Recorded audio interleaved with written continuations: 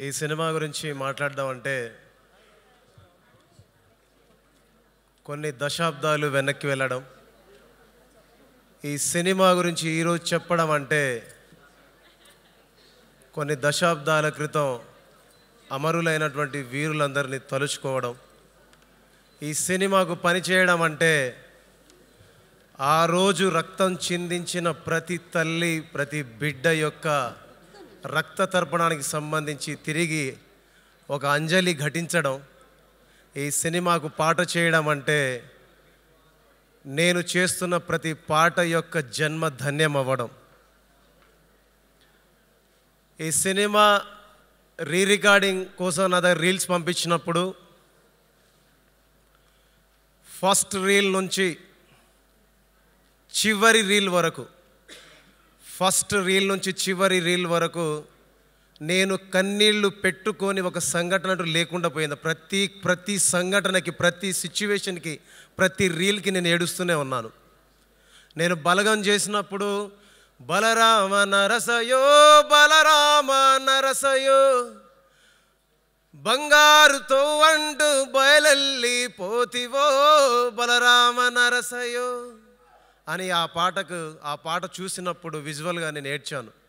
దాని తర్వాత అదే సినిమాలో చివరిలో క్లైమాక్స్లో వచ్చే 20 నిమిషాలకు నేను ఏడ్చాను. ఒక 20 నుంచి 30 సార్లు ఏడ్చి ఉంటాను. అలాగే ప్రపంచం మొత్తం కన్నీళ్ళు పెట్టుకుంది ఆ సినిమాని చూసి.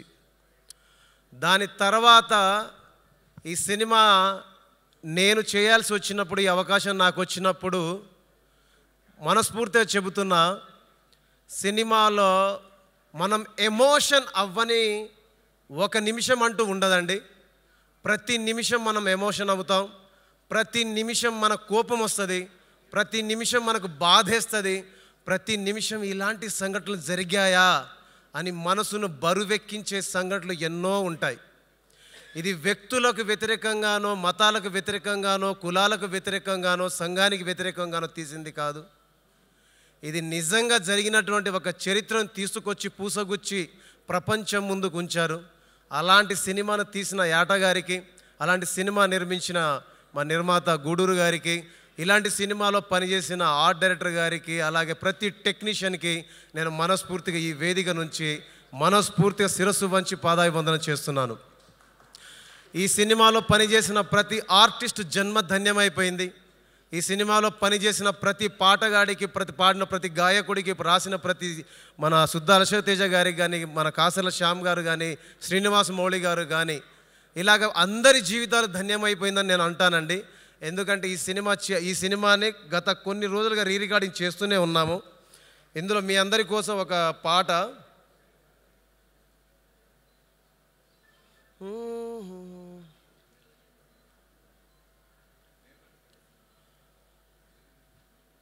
పాదాన ముళ్ళు కుచ్చితే బాధతో తల్లడిల్లేది, కడుపులో బల్లెందించితే నీ పెదవుల్లో నవ్వు ఏందిది,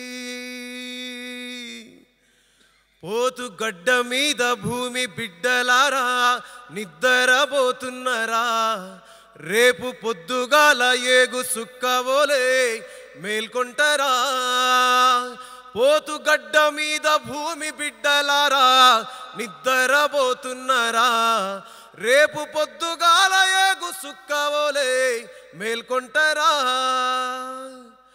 దింపుడు కల్లంలా మిమ్ములను దింపిలే బిడ్డ అని అంటున్నాము, ముద్దాడి మిమ్మల్ని భూతల్లి డొక్కల్లో పక్కేసి పడుకోబెడుతున్నాము, పిడికిళ్ళు మూసిన మీ అర సేతుల శపథమేందో తెలుసుకున్నాము, తెరిసిన కనుగుడ్లు చూపించే తొవ్వల్లో మేము కూడా దండు కడుతాము, వరుసగా పబ్బతి పడుతాము, మీరు వదిలిన బందుకు పడుతాము, బిడ్డలారా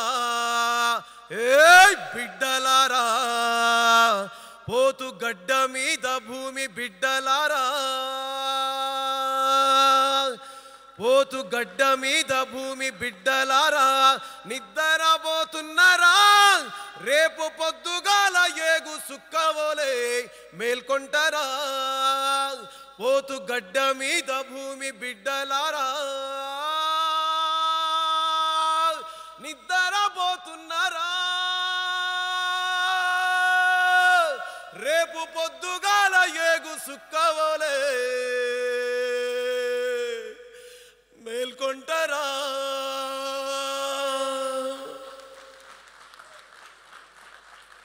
సినిమా ఇండస్ట్రీకి వచ్చి ఏం చేసావురా అంటే ఒక బలగం చేశానంట, ఒక ధమాకా చేశానంట, సగర్వంగా ఒక రజాకార్ చేశానని చెప్పుకుంటా.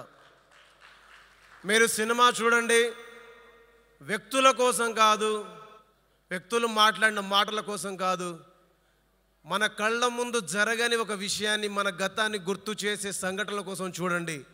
ఈ సినిమాకు మీరు వెళ్ళండి, ప్రతి మహిళ, ప్రతి అక్క, ప్రతి చెల్లి, ప్రతి బిడ్డతో కలిసి వెళ్ళండి. ప్రతి తల్లి, ప్రతి తండ్రి, ప్రతి అమ్మమ్మ, ప్రతి తాతయ్య మీరు కలిసి వెళ్ళండి. ఆటోలో వెళ్ళండి, బండిలో వెళ్ళండి, ఎడ్ల బండిలో వెళ్ళండి, జీపుల్లో వెళ్ళండి, బస్సుల్లో వెళ్ళండి, ఒకసారి వెళ్ళి చూడండి.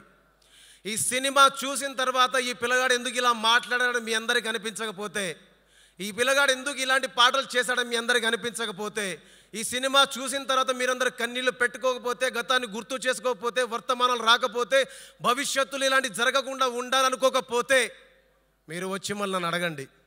అలాంటి ఒక గొప్ప సందేశం ఉన్న సినిమా, గొప్ప జ్ఞానం ఉన్న సినిమా, గొప్ప విషయం ఉన్న సినిమా, జరిగిన విషయాన్ని నిక్కచ్చిగా మీ అందరి ముందు, ఒక అద్దం ముందు ఒక చరిత్రని సజీవంగా చూపించే ఒక సినిమాని చేశాం మేమందరం. ఎందుకు ఇవన్నీ చెప్తున్నానంటే, ఈ సినిమా కోసం, ఈ సినిమా చరిత్రని ఎక్కడ వక్రీకరించకుండా రాత్రింబవళ్ళు కష్టపడి పనిచేసిన డైరెక్టర్ యాట కోసం చూడండి. ఈ సినిమాని డబ్బులకు వెనకాడకుండా సినిమాని ప్రపంచానికి చూపించాలని కష్టాలు ఎదురైనా, కన్నీళ్ళు ఎదురైనా, ఇబ్బందులు ఎదురైనా, సినిమా రిలీజ్కు బాధలు ఎదురైనా మీ అందరి ముందుకు సినిమా తీసుకురావాలని గట్టి దృఢ సంకల్పంతో నిలబడ్డ గూడూరు నారాయణ రెడ్డి గారి కోసం వెళ్ళండి. ఈ సినిమా చూడ్డానికి ఆర్ట్ డైరెక్టర్ కోసం వెళ్ళండి. ఈ సినిమా చూడ్డానికి నటించిన ప్రతి నటుల కోసం వెళ్ళండి. ఎందుకంటే ఇందులో యాక్టర్స్ మీకు ఎవ్వరు కనబడరు. ఎందుకంటే ఇక్కడ మీకు డబ్బులు పెట్టిన వాళ్ళు ఎవరు కనబడరు.